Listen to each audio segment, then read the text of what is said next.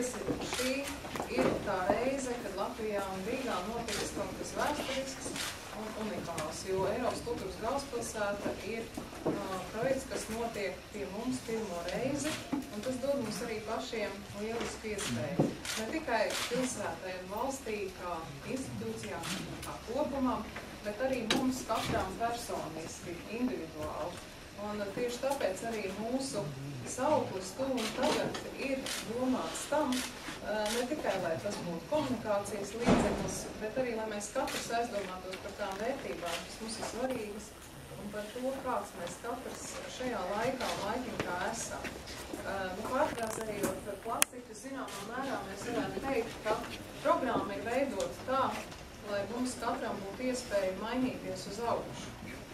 Vai mums būtu jaunas prasmes, lai pārdzīvotu kādu emocionālu pārdzīvojumu, kas mums sniedz iedvesmu pašiem sasniegt atkal kaut ko jaunu un sev pilnveidot.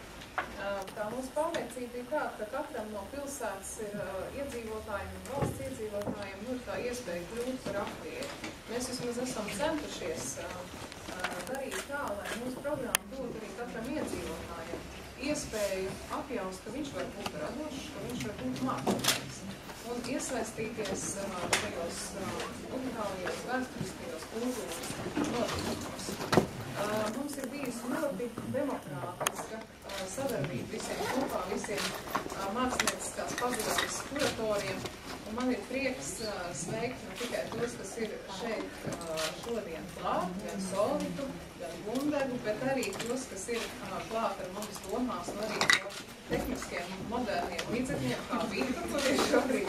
Vita Šikmanā arī mūsu mākslinieckās padomas locekle. Viņai arī vēlāk tika dots vārds, kā mēs to allaž darām trešdienās, tad mūsu regulārās mākslinieckās padomas tikšanās. Es esmu priecīga par to, ka šī atklāšanas nedēļas nogale ir, manuprāt, izdevusies salīdzinot ar iepriekš pieredzētajām Eiropas kultūras galvaspilsētām ar saviem īpašiem, tikai Rīgai būtiskiem akcentiem.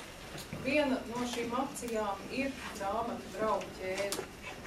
Protams, arī vēlāk mēs dzirdēsim no Latvijas Nacionālā bibliotekas direktora Andra Vilka vairāk par šo unikālo akciju, bet es gribu arī šodien jums pastāstīt, ka daudzi starptautiskās preses pārstāvji ir devušies un dosies uz Latviju tieši tam dēļ, ka viņi ir dzirdējuši par šo akciju, ka viņi uzskata, ka tas šodienas ne tikai Latvijai, bet Eiropai ir būtiski, ka mēs burtiski stāvam par vērtībām.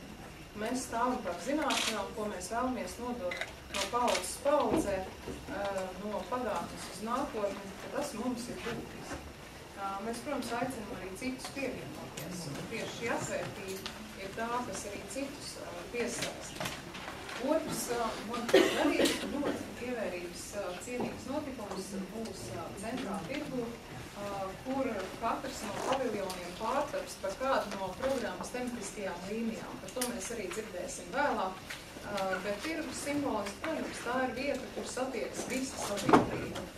Veci, jauni, nabagi, bagātāki, visi ir tur vienoti, visi ir līdzvērtīgi. Un šī līdzvērtības sajūta, tas, ka mēs katrs esam svarīgi, manuprāt, arī ir ļoti būtiski mūsu programmai.